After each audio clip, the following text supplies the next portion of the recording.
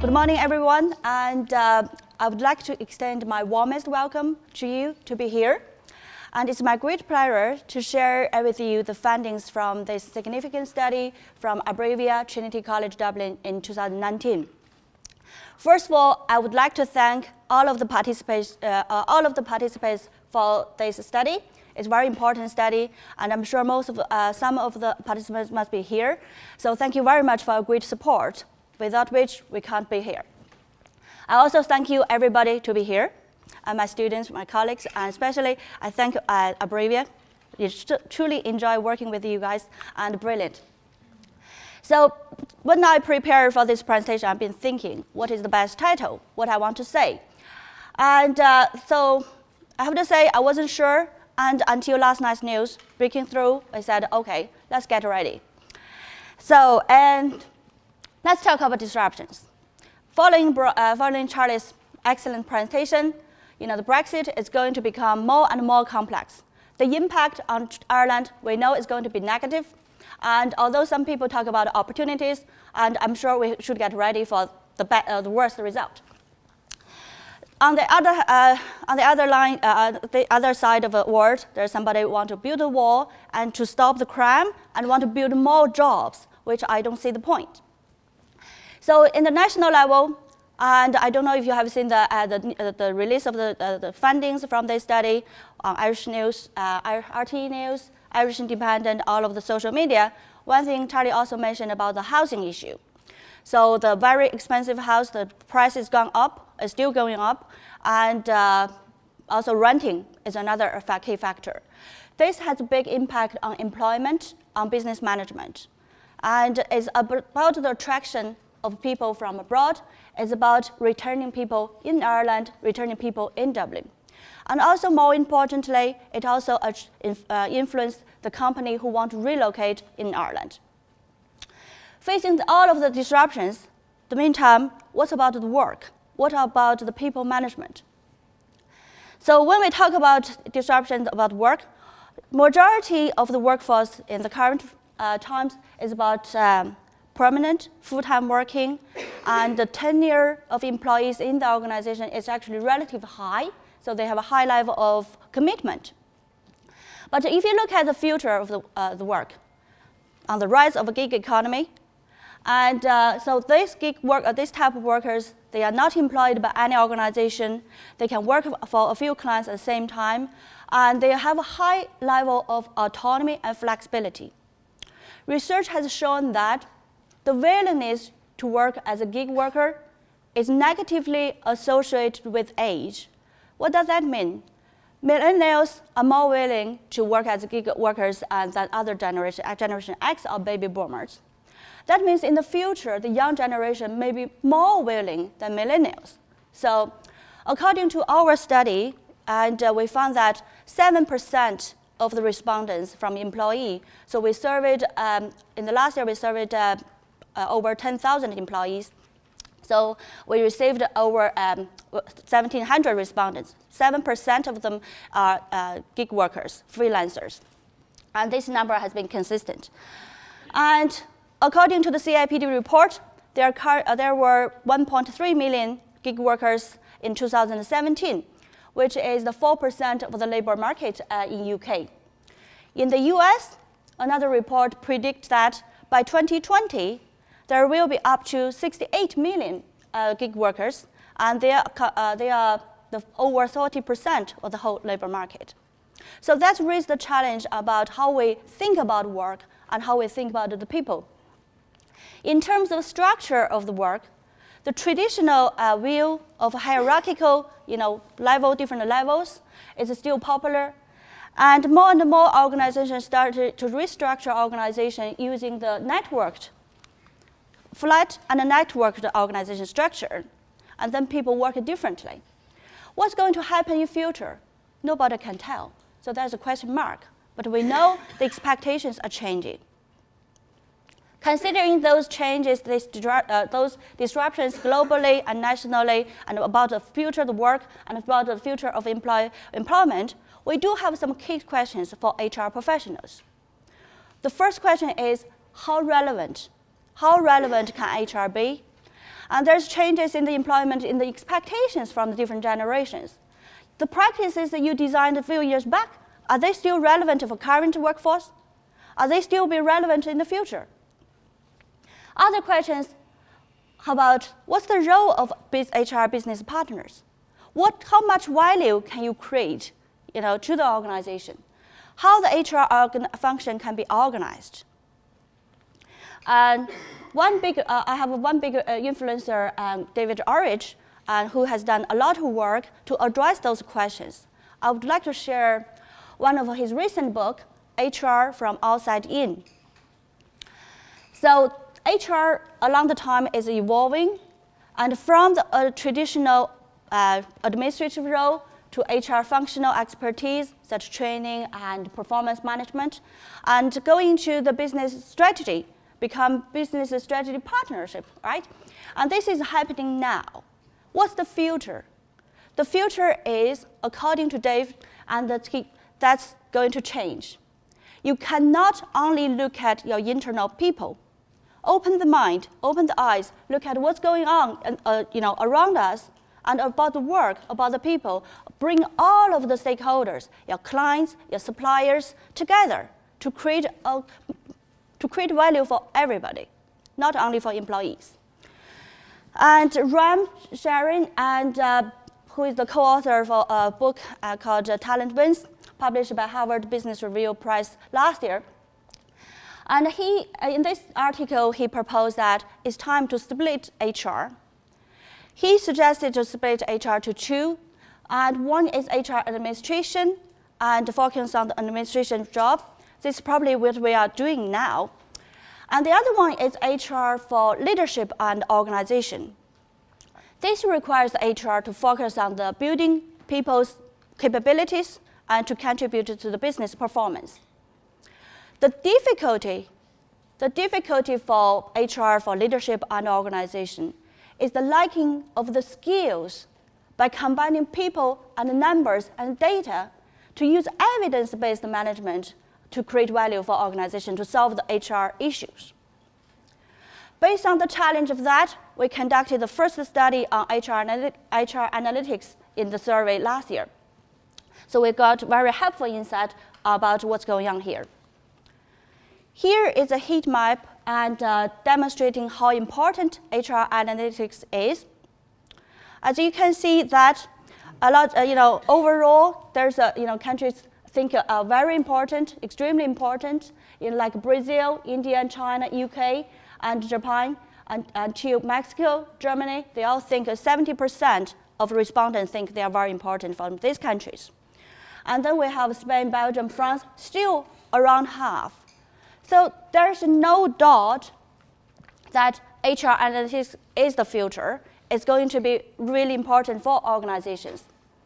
So the overall figure is 71% people think it's important.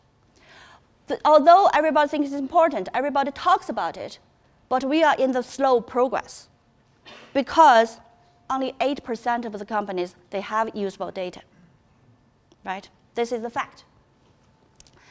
And we are currently conducting a study, about this at HR analytics. In this study, I'm currently working with one of my PhD students, Stephen McCartney, and on this project, and we adopted the definition from Minerva 2018. So we proposed the three components of HR analytics. The first component, the high quality data. You have to have a reliable, free of error, and consistency, even in different formats, easily be integrated, and timely data.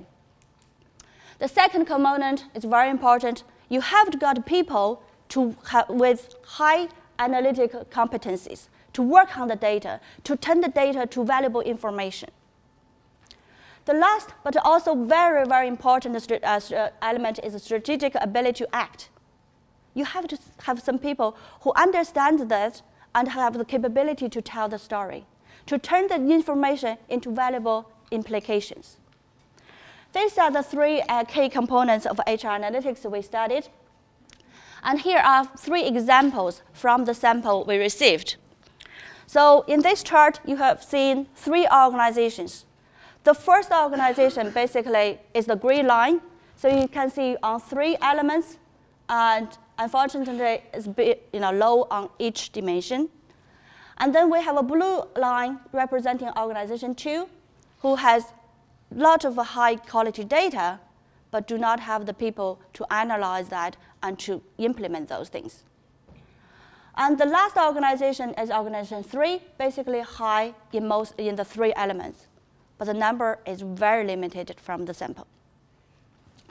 And then we conducted this HR analytics and maturity analysis. We found that analytical capability, strategic ability to act are the lowest compared to the quality data. That means that we need people to collect data. Yes, we can collect data, but we need people to analyze data and use that data. Why there is so low about analytics competency? You could blame universities, so we do not provide training for them. And that's why, as program director for MIC HRM in Trinity, I would like to bring HR analytics in the next year. So to help to increase the competency in analytics for HR professionals. This is the CIPD Workday report from last year. So there are different types of analytics skills. The first one, most of the countries, continents, very confident in basic analysis, the percentage, the descriptive, the average, maybe sometimes the standard deviation. But as the analytics skills are becoming stronger, requirements are higher, and the confidence, is dropping down, right? So people do not have the capability to be able to analyze the data, use advanced technical skills, right? The good news that we have, because as researchers, if you want to publish in high-impact journals, you have to use very advanced technical knowledge to solve this issue. Okay, so come down to that. This is our model and fundings. And we have circles, we have arrows, we have stars, we have numbers. This we talk about data, we got data. Analytics competency, we translate this. But remember the last component, strategic ability to act. People need to understand this. I don't want to give you a course on research methods, but here is the funding, to implications. In that model, we look at why and how HR analytics can make impact. Use the moderation, which is another advanced analysis technique. So we found that HR analytics does matter to improve organization performance. When you have high quality data and people to be able to analyze that, and then you have people to be able to strategically act those on the fundings, the organization have a better performance.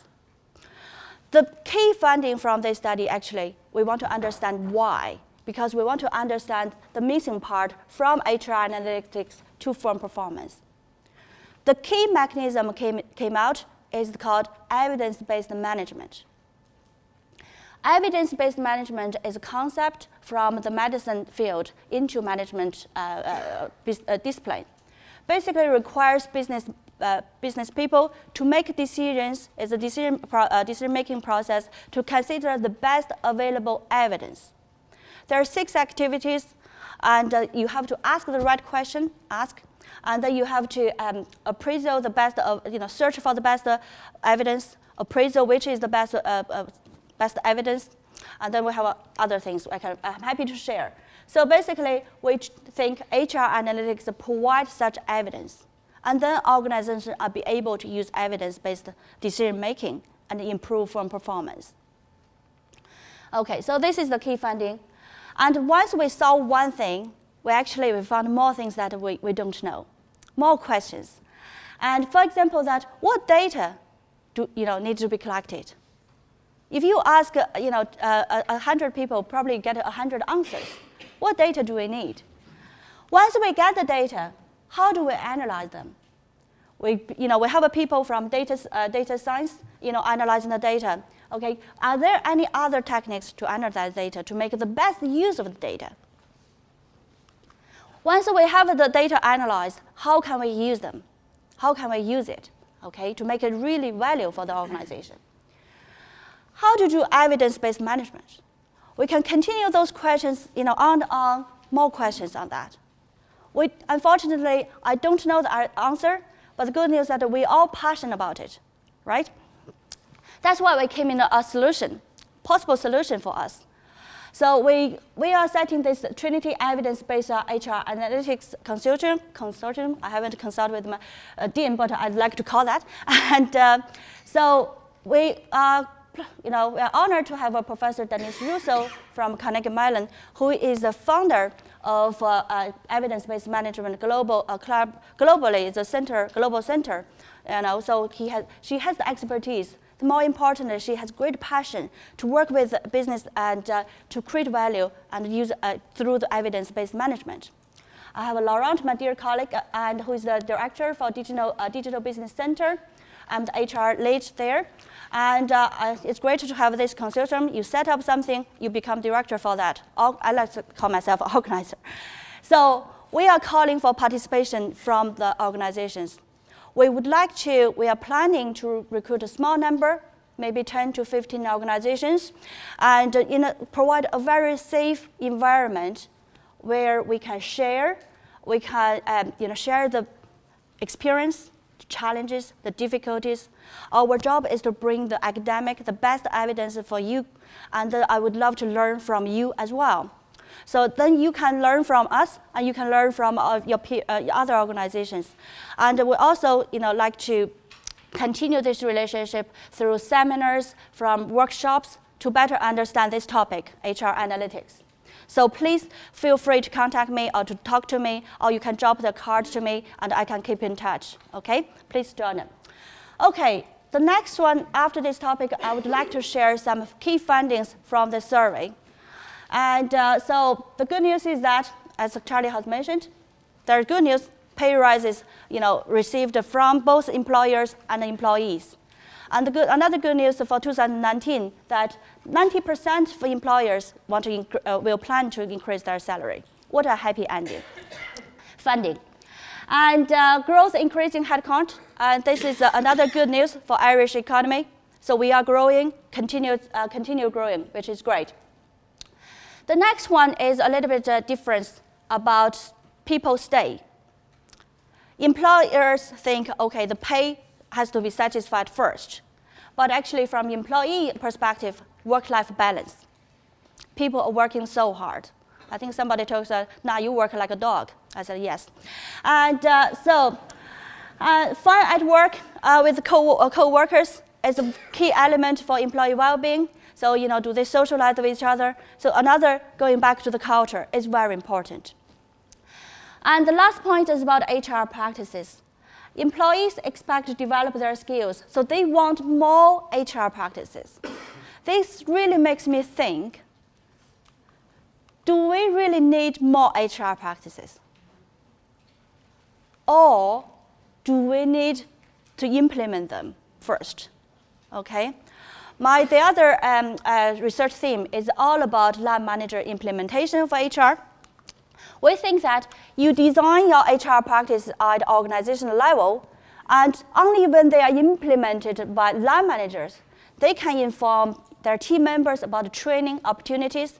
They provide helpful feedback for their team members. They promote team members to participate in decision making. Even you have those HR practices, it's not necessary they are implemented in the right way. In a study, we collaborated with with Carnegie Mellon University, Oxford University, and Patrick Flood at DCU. We found that when line managers implement this HR practice in an effective way, all of the indicators, individual performance, team commitment, their intention to stay, their team performance, all higher than the teams where the line managers do not implement them in an effective way. So this study has been featured, given its importance, it has been featured in our provost review last year. So it's very important funding from research perspective for practice. Okay. So again, let me summarize my talk. We are living in a disruptive world. Everything is disrupted. okay? And the work, the people, and the expectations. But I would like to say that let's get things right. Let's get things done. Let's do that together. You are not alone, okay? That's my talk. Thank you very much.